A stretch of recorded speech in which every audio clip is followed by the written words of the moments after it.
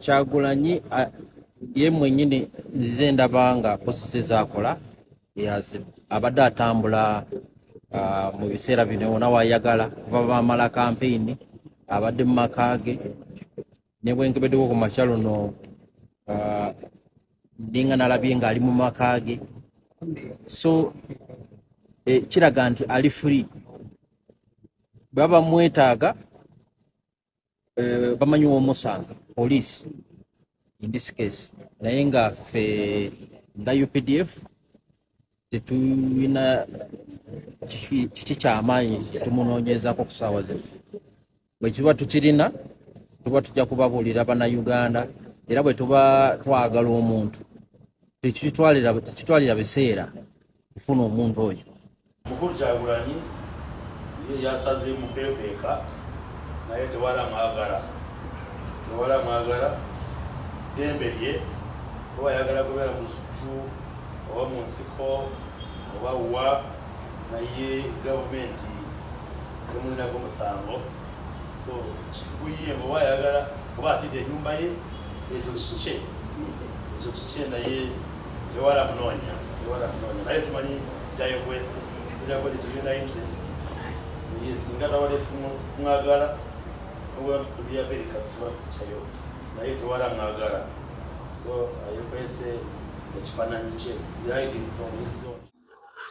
Okay, butereevu nkwaniriza nateeko Focus TV. Thank you so much wadde okubanga ogoberera amawulire ag'essanyu, amawulire ag'ennaku, amawulire aganyuma, amawulire agayigiriza gonna ogajja ku Focus TV. N'essaawa ya leero olunaku olwaleero bingi ebadde mu mawulire ag'ennaku zino, naye tukkiriza nti tukulonderamu ago ge tumanyi nti gansa era galina kye gakugattako.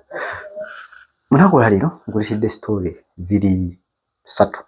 Story 3 zino esookera ddala ye Muhoozi okubanga Jero Muhoozi yazzeemu n'ayanukula tweets Bobi Wine ze yakola emabega kaawo ze yakola ejjo, yagizzeemu ebigambo bikaawumu era ate n'avaayo n'ayanukula ne Solomon, atabukidde Solomon okubeera nti amuweereza tweets ez'enjawulo, wabula ng'ate n'amawulire amalala ge tulina ge gamu n'amawulire Muvawala Robert ono alina obutuuze bwa Amerika era yalinga vocal nnyo mu biseera bya campaign.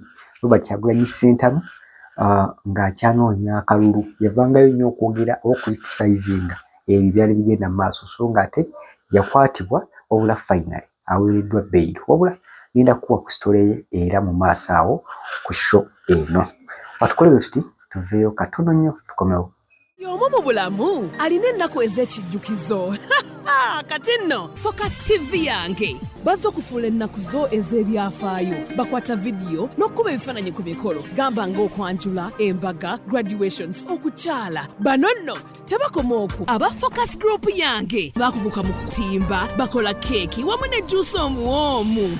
Nga kuno bagattako okukola graphics ne branding ow'ekitongole, company oba bizinensi yo, era basange ku kitebe kyabwe ekikulu e Kampala ku Jesco Plaza, oba basange ku office zaabwe awo ku Focus House Mutuba ne ku office zaabwe empya Kiboga mu Town Council ku 2nd Street okuliraana Smarton Hotel. Ebisingawo bakubire ku ssimu zaabwe 0757 133 162 oba 0789 020 gwali ku Facebook ne Instagram kebera Focus Group yange, ate ku YouTube beba Focus TV yange. Thank you so much nnyo kubira ng'olaba. Nagambye nti nina kwa tweets esookera ddala yeya Muhoozi ng'ayanukula Robert Kyagulanyi Ssentamu. Tweet eyo girina ng'oluvannyuma lw'okuta vidiyo ng'ali Butambala, ng'ali Gomba mu bazadde be oba mu bakadde be gye baaziikibwa. We yakola vidiyo eyo omukulu yakwata vidiyo n'agireplyingako tweet egamba bw'eti. Tweet ye gamba you are a criminal, my younger brother Kabobi. What happened to you? Your admiration for me corrupted you, Kabobi. Obako obwo nabo kwe buli ku X ye mukulu yazzeemu naye yanukula namugamba nti iwe kulimino kitegeeza oli mumenyi w'amateeka gwe alaba nange akuweereza simanyi bumenyi bw'amateeka ki bwe tuyinza okuba nga twataakinga ku mukulu Robert Kyagulanyi Ssentamu naye omukulu yagambye oba muhozi yavedde nakakasa nti oli mumenyi w'amateeka era nti ebyo byonna ekikutuukako oba abuuza kyekyakutuukako ebyo byonna byokola bimuwaliriza okulaba ng'akola ebyo byamuddamu. Omukulu General Muhoozi Kainerugaba teyakomye okwo era n'ata ku X kwe tuli n'ata tweet endala eri Solomon Kampala. Tujjukire ffenna nti Solomon Kampala ono oluvannyuma lw'okulumba maama we Baby Kyagulanyi yata olukaala lwa message ku X ne ku Facebook oluwanda omuliro. Naye mu kuwanda omuliro Robert Kyagulanyi Ssentamu n'ebyayinza okuba ayogerako naye n'avaayo n'akola tweet endala nga yeetonda. Fellow Ugandans, last night when my mother was under attack by military goons, I found myself needing to sound an alarm to whoever could listen. In the heart of the emotionally charged moment, I ended up using very decent language, addressing you in a disrespectful way, which I deeply regret.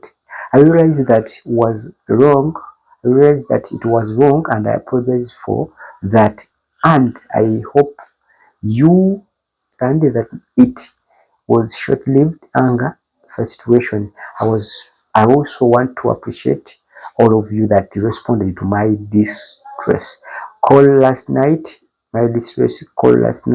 My mother was under attack at home.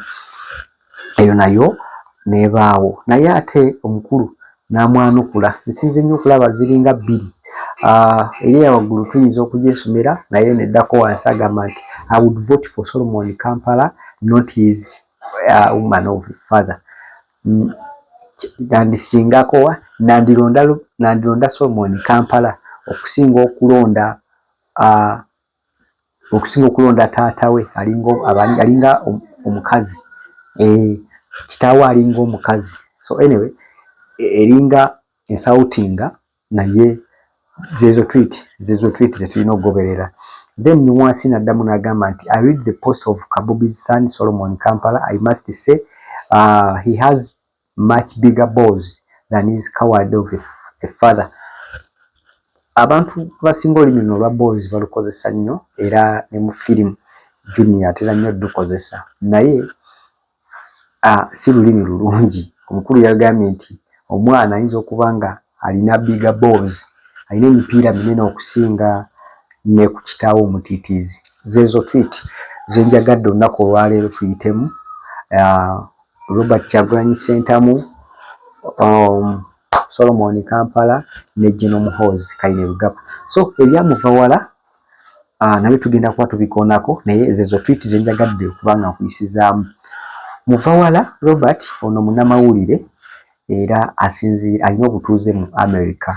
Story ye tugenda kuba tugiraba oluvannyuma lw'okubeera ng'asibiddwa ebbanga namibwa bail Abamerika oba okuva ku embassy ya America wano e Uganda beesitukiddemu okulaba nga bagenda okubanja bail oba okulaba nga babanja obwenkanya ne balooya ba muvawala ono era omukisa omulungi chance oba tugiyite chance yaabwe ne bakwata era muvawala n'ateebwa ali bweru. Story eno tugenda kuba tugiraba engeri gye yabadde etambulamu eya muvawala okumujja mu komera. Wabula tujjukire nti nno ebyo byonna bikoleddwa lwa nsonga nti waliwo pressure eyateereddwawo okulaba nga bakulu bano bafuna obwenkanya.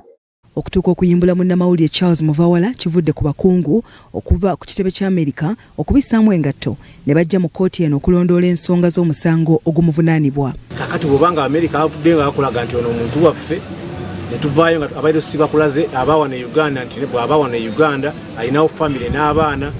okusinziira ku munnamateeka we wano mu ggwanga Samuel Muyizi newankubadde ng'ono yayimbuddwa kakalu ka kooti kyokka kooti yamutaddeko obukwakkulizo obukakali. Kakalu kaayo kakadde kamu ak'obuliwo ne paasipooti ye ng'Omumerika nayo kooti n'egisigaza okusobola okulaba nga 12 omwezi ogwokubiri addayo mu kooti okutandika okulaba oba asobola okutandika okwerennemba n'omusango. Obukwakkulizo obwo bamuteereddwako naddala ka paasipooti asobole okubeerawo mu kwoza naye era kooti tulina eddembe bw'abanga ayagala okuddayo US okumatiza kooti ebengeeta paasipooti eyo ng'asobola okugenda nga bwakomawo. Ekirungi nti musango guno gwagobereddwa nnyo embassy oba ekitebe ekikulu eky'Abamerika ng'eyadde agoberera omusango guno ye konsula yennyini akola ku ntambula y'abantu. Ono yagaaniddwa okwogera ensonga yonna ekwata ku musango guno mu mawulire okufuluma eggwanga nga tafunye lukusala kooti nga n'essimu zimugiddwako munnamateeka we kyagamba nti kyakuyigiriza obulamu bwe. Kubanga kasita batandika okugamba nti bannamawulire beetaaga olukusa okufulumya amawulire, ekyo kimenya amateeka, kibeera wabweru w'amateeka era ge gamu kwaga amateeka mu musango gw'Onyango ogwo ekkooti ensukulumu ge yagamba nti tegaliiwo mu mateeka. Muyizi agamba nti omusango gwagulwa ku muvawala gwa butaliimu kubanga gunyigiriza eddembe lya bannamawulire. Kyokka ffe bannamateeka kugendera mu Constitutional Court kulaga nti omusango ogwo gumenya constitution kuba gujjako bannamawulire eddembe lyabwe nagwo gugimu kwegyo emisango egigibwa mu bitabo by'amateeka kubanga abafuzi b'amatwale be bagutulekera. Muyizi agamba nti ekyabatabudde ate lwe ludda oluwaabi musango okutegeeza kooti nga bwe batannamaliriza kunoonyereza ku musango ogwogerwako ekigenda okulemesa avunaanibwa okukola emirimu gye. Okugamba nti talina lukusa yalina okwogera nti talina lukusa oba nedda kati simanyi kunoonyereza okwo kuba kyetaaga musango okufaanana bwe guti naye enkola ya gavumenti yenkola ya state misango egy'ebyobufuzi abantu ebbanga lye babatwala ku rimandi yebbanga lye basaavinga sentensi okujjako n'okubabonyaabonya okuddangayo mu kooti paka state wejja entamu musango kuba batalina bujulizi. Avunaanibwa alagiddwa okudda mu kooti ennaku z'omwezi 12 omwezi ogujja nga kwolwo gavumenti yakutegeeza kooti w'enaaba etuuse kunoonyereza mu musango guno. Okay, ate tuyinza kuba tusukka wano nze Ade Wilberforce Muyanja nkujjukiza okusubscribinga, nkujjukiza okulayikinga, nkujjukiza okukomentinga obeere nga tutambula ffenna ku Focus TV. Abakikoze thank you so much. Abalaba notification emwanguwa mwebale nnyo mwebalire ddala. For now tukomye wano olunaku lwaleero tusinkanira ate mu vidiyo ezijja maaso eyo. Nze Ade Wilberforce Muyanja, bye bye. Kusubscribinga ku Focus TV yange bingi